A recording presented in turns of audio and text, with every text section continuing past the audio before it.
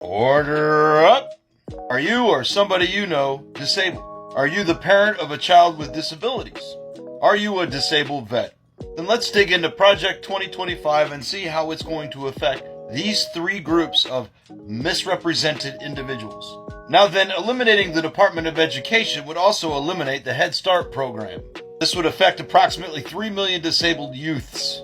Project 2025 would also greatly change Medicaid. After adding new requirements and privatization, it would do a lot to those with pre-existing conditions and the disabled. This would make it greatly more expensive for them or their caregivers.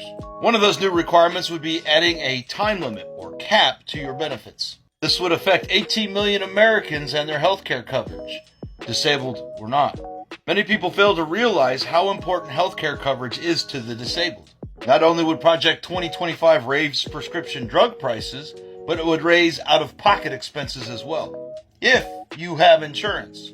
And Project 2025 calls to gut the U.S. Department of Education, which would gut funding for programs to support students with disabilities, like my boy. With the elimination of the Department of Education, many would be switched to this voucher program. Let's go over that. When I first started deep diving this subject, it was out of concern of the future of my two autistic boys. I wanted to make this video because I think many parents are unaware of how this is going to affect their disabled children, their special needs children. Things like transportation or smaller classroom sizes and extra teachers. Any of this extra support or accommodation would be basically gone.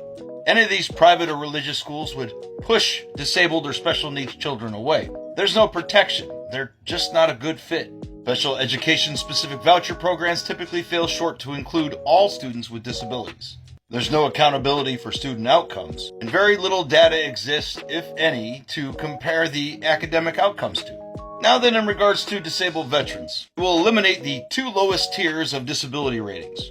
This will only pipeline more into the civilian aspect of things, or more than likely this will be considered a pre-existing condition, get no coverage or any help at all. They want to reduce the amount of VA campuses in the country. What campuses are left, they want to put political appointees and privatize many areas. If you can find a quality of care, it won't be a very high one. Before I made this video, I reflected back on how both my autistic boys were in the Head Start program. They were both speech delayed, but thanks to a speech therapist, they can at least talk normal now. My youngest wasn't talking at all, and I'd hate to think about how hard that would be without that program. With this being the first year of my youngest being in a smaller classroom like his big brother, well, I wonder if without this, I would even be able to work. You see, between the two of them, I got called off the job 11 times as a single parent. Would you be able to keep your job with your attendance policies? I didn't think so. They can manage the day better. They're not overstimulated, and there's special accommodations just for them, including extra teachers. It's been a boon to our family and their education. I only got called off the job 3 times last year. Without these special accommodations, I can't imagine what life would be like. If I could even keep a job, let alone keep a roof over our head.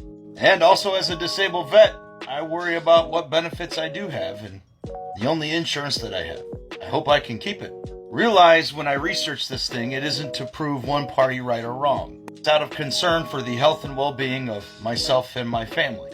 I don't care what side of the aisle you're on. I care about these kids and the quality of life of the future that this would take away from them. I can't let this happen, so I'm going to keep talking about it. If you don't like it, tough. And if you're looking at this any other way, you're in my way. So whether it's my daughter, my special needs boys, my rights as a veteran, stay out of my way. But if you're curious about Project 2025 and how this might affect you, got a bunch of videos. I'm always up for questions and deep dives. If you found this or any of them useful, maybe help me get the word out, because knowing is half the battle. Cha-cha-cha-cha.